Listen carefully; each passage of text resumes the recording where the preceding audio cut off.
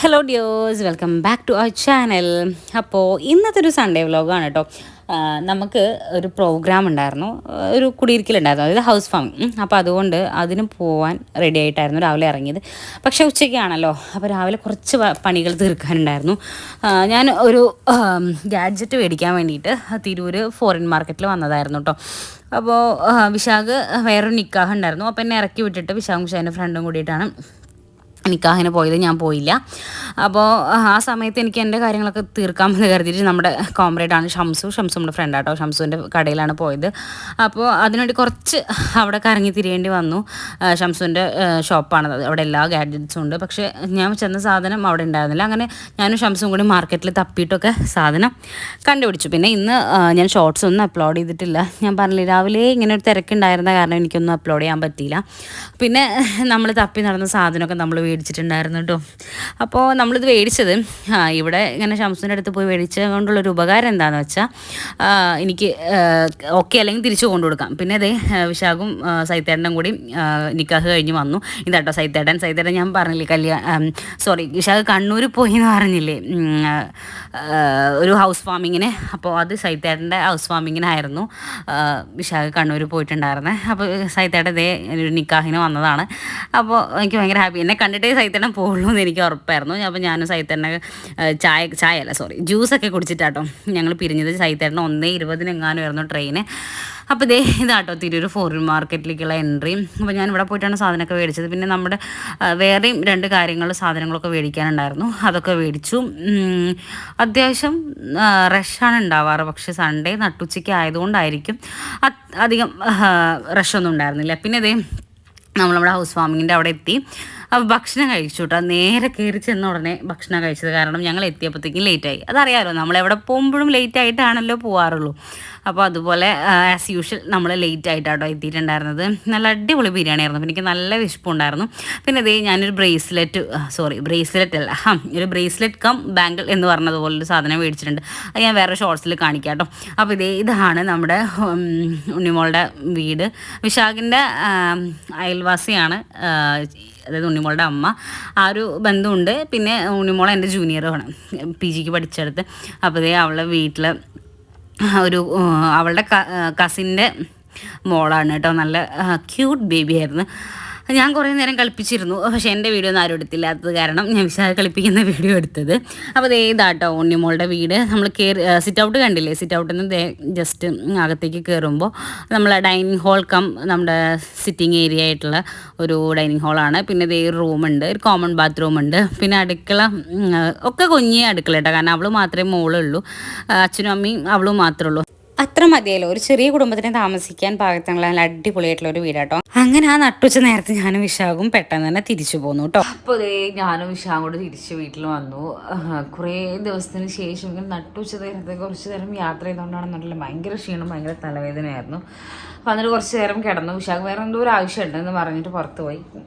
കുറച്ച് കഴിഞ്ഞ് വരാം എന്ന് പറഞ്ഞിട്ട് അത് കഴിഞ്ഞിട്ട് വല്ലാത്തൊരു ബുദ്ധിമുട്ട് കേട്ടോ. കാരണം ഞാൻ കുറേ കാലമായി ഇങ്ങനെ കുറച്ച് എന്താ പറയുക, അങ്ങനെ ഈ ഉച്ച നേരത്ത് ബൈക്കിൽ യാത്ര ചെയ്തിട്ട്. അപ്പോൾ അതുകൊണ്ട് എനിക്ക് ഭയങ്കര ക്ഷീണം, കുഞ്ഞായിട്ടൊരു മൂക്കടപ്പം, അത് ഡേഞ്ചറാണ്. അപ്പോൾ അതുകൊണ്ട് വന്നിട്ട് കുറച്ച് റെസ്റ്റ് എടുത്തു. പക്ഷെ ഇപ്പോൾ കുറച്ച് കുറവുണ്ട്. പിന്നെ ആക്ച്വലി നമ്മുടെ ഒരു ചിന്ന ഗോപ്രോ മേടിക്കാൻ വേണ്ടിയിട്ടാണ് പോയിട്ടുണ്ടായിരുന്നത്. അപ്പോൾ അതിൻ്റെ ഡീറ്റെയിൽസും വേറെ വീഡിയോയിൽ പറയാം കേട്ടോ. ഞാൻ സെറ്റ് ചെയ്തൊക്കെ ചാർജൊക്കെ ചെയ്ത് വെച്ചു. അപ്പോൾ പിന്നെ ഞാൻ അതിലേക്ക് ഒരു മെമ്മറി കാർഡൊക്കെ മേടിച്ചു. ഇട്ട് നോക്കിയിട്ടുണ്ട്. ഞാനതിൻ്റെ റിവ്യൂ വേറൊരു വീഡിയോ ആയിട്ട് ചെയ്യാം, കാരണം കുറച്ച് പഠിക്കാനുണ്ട്. എനിക്കതിനെപ്പറ്റി വലിയ ഡീറ്റെയിൽ ആയിട്ട് അറിയില്ല. അപ്പം അത് സെറ്റ് ചെയ്യണം. അപ്പം അങ്ങനെ കുറച്ച് കാര്യങ്ങളുണ്ട്. ഞാൻ ഉറങ്ങിയെന്നൊന്നും പറയാൻ പറ്റില്ല, കുറച്ച് റെസ്റ്റ് എടുത്തു എന്നേ പറയാൻ പറ്റുള്ളൂ. പിന്നെ ഇനി ഒന്ന് താഴെ പോകണം. പിന്നെ അമ്മ ഇന്ന് നല്ല പഠിത്തത്തിലാണ്. അപ്പോൾ അതുകൊണ്ടാണ് ഞാൻ സത്യം പറഞ്ഞാൽ വന്ന് റെസ്റ്റ് ചെയ്യാമെന്ന് വിചാരിച്ചു. കാരണം അമ്മയ്ക്ക് നാളെ അംഗൻവാടി സൂപ്പർവൈസറുടെ PSC എക്സാമിനേഷൻസാണ്. അപ്പോൾ ഞാൻ ശല്യപ്പെടുത്തി വർത്തമാനം പറഞ്ഞിരിക്കേണ്ടെന്ന് കരുതിയിട്ടാണ് ഞാൻ മേലേക്ക് കയറി വന്ന ഉടനെ തന്നെ അങ്ങനെ ഞാൻ റെസ്റ്റൊക്കെ ചെയ്ത് എണീറ്റ് വന്നപ്പോൾ ഞാൻ നേരെ ബാൽക്കണിയിലാട്ടോ വന്നത്. ഇവിടെ ഉമ്മറത്ത് ബാൽക്കണി ഉണ്ട്, നല്ല അടിപൊളി ഒരു സ്പേസ്. എനിക്ക് തോന്നുന്നു ഇവിടെ മേലെ ഏറ്റവും കൂടുതൽ കാറ്റ് കിട്ടുന്നൊരു സ്ഥലം അതാണ്. ഇപ്പോൾ റൂമിലൊന്നും ഇരിക്കാൻ പറ്റില്ല ഫാൻ ഇടാതെ, അത്രയ്ക്കും ചൂടാണ്. എ സി ഉണ്ട്, പക്ഷെ എനിക്ക് എ സി ഇടാൻ അത്ര ഒരുപാട് നേരം എ സി ഇട്ടിരിക്കാൻ പറ്റാത്ത കാരണം ഞാൻ എ സി മാക്സിമം സ്കിപ്പ് ചെയ്ത് ഫാന് ഇട്ടിട്ട് ഇവിടുത്തെ ജനൽ നമ്മുടെ ആ ഒരു സ്ലൈഡ് ചെയ്യുന്നൊരു ഡോർ ഉണ്ടല്ലോ, അത് ഓപ്പൺ ചെയ്തിടുക ചെയ്യുക. അത്രയും ചൂടാണ്. അപ്പോൾ ഞാൻ ഉമ്മറത്ത് വന്ന് കുറച്ച് നേരം നടന്ന് ആ കാറ്റൊക്കെ കൊണ്ട്, പിന്നെ മാവ് പൂത്തിട്ടുണ്ടായിരുന്നു, അപ്പം മാങ്ങ ഉണ്ടോ എന്നൊക്കെ നോക്കി അങ്ങനെ കുറച്ച് നേരം നടന്നു. പിന്നെ സൈഡിൽ കാണുന്നത് വിശാഖിൻ്റെ തറവാടാട്ടോ, അതവിടെ അങ്ങനെ പൊളിച്ചിട്ടില്ല, അവിടെ തന്നെ ഉണ്ട്. പിന്നെ ഇതെന്ന് അമ്മയുടെ കലാപരിപാടിയാണ്. ഞാൻ എണീറ്റ് വന്നപ്പോൾ അമ്മ ഇതിങ്ങനെ ഇതിനെന്താ സത്യം പേര് പറയാമെന്ന് എനിക്കറിയില്ല. ഇതിങ്ങനെ ഒരു ഹോൾ ഇട്ടിട്ടുണ്ട്, ഭംഗിക്ക് വേണ്ടി ചെയ്തതാണ്. പക്ഷെ പൂച്ചാശാൻ്റെ ശല്യം സഹിക്കാൻ പറ്റുന്നില്ല. പൂച്ച കയറുമ്പോൾ ചളിയാക്കിയതാണ് ആ കാണുന്നതൊക്കെ. പിന്നെ അവിടെ നമ്മുടെ പണി സാധനങ്ങൾ കുറച്ച് സാധനങ്ങൾ വെച്ചിട്ടുണ്ട്. പൂച്ചയുടെ ശല്യം സഹിക്കാൻ പറ്റാഞ്ഞിട്ട് പാവം അമ്മ താഴെ എന്തൊക്കെയോ എടുത്ത് കൊണ്ടുവന്ന് അവിടെ സെറ്റാക്കി വെച്ചിട്ടുണ്ട്. ഇന്ന് കയറും നോക്കട്ടെ എന്നൊക്കെ പറയുന്നുണ്ട് അമ്മ. കാരണം താഴേക്ക് ഇറങ്ങി വന്നിട്ട് ഭക്ഷണത്തിലൊക്കെ വന്ന് തലയിടുന്ന പരിപാടിയൊക്കെ ഉണ്ട്. അപ്പോൾ അത് വലിയൊരു ശല്യമാണ്. അപ്പോൾ അതിന് ചെറിയൊരു പരിഹാരം അമ്മ കണ്ടിട്ടുണ്ട്, സക്സസ് ആവുമെന്ന് അറിയില്ല. പിന്നെ അതേ നമ്മുടെ ഒരു മെഷീൻ അവിടെ ഇരിക്കുന്നുണ്ട് കേട്ടോ, പുതിയ മെഷീനാണ്, അതിൽ ഓയിലിട്ട് കൊടുക്കണം. ഇനി അത് ഇനി ഒന്ന് സെറ്റാക്കി എടുക്കണം. അതിലെന്തൊക്കെ 2-3 സാധനങ്ങൾ ഫിറ്റ് ചെയ്യാനൊക്കെ ഉണ്ട്, അതങ്ങനെ ഉപയോഗിച്ചിട്ടില്ല, അവിടെ ഇങ്ങനെ ഇരിക്കുന്നുണ്ട്. ഇതിൻ്റെ മെഷീൻ ഇപ്പുറത്തെ സൈഡിലിരിക്കുന്നുണ്ട്, അതൊന്ന് എടുത്തിട്ടൊന്ന് ഫിറ്റ് ചെയ്ത് ഒന്ന് സ്റ്റിച്ച് ചെയ്ത് നോക്കണം.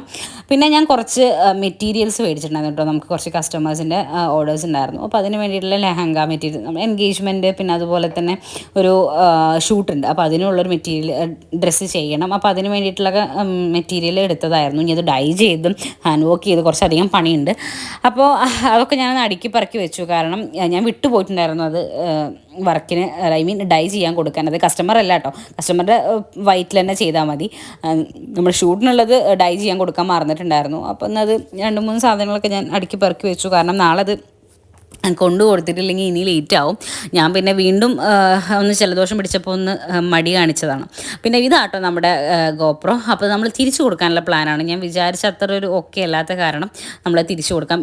അതാണ് നമുക്ക് ഫോറിൻ മാർക്കറ്റ്, നമുക്ക് അറിയുന്ന ആരുടെയെങ്കിലും ഷോപ്പിൽ നിന്ന് മേടിച്ചാലൊരു ഉപകാരം, നമുക്കത് തിരിച്ചു കൊടുത്താൽ ഫുൾ റീഫണ്ട് തരും. അങ്ങനത്തെ ഒരു ഉപകാരം അതിലുണ്ട്.